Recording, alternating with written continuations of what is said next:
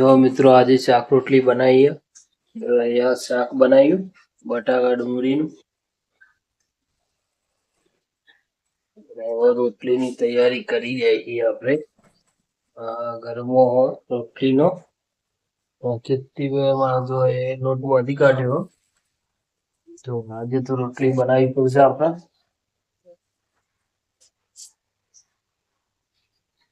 રોટલી બનાવી ખાઈ અને પછી નાઈટ ડ્યુટી આપણી.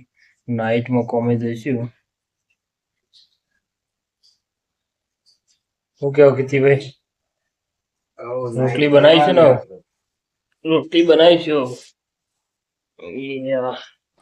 હથિયાર લઈ લીધા રોટલી બનાવવાના.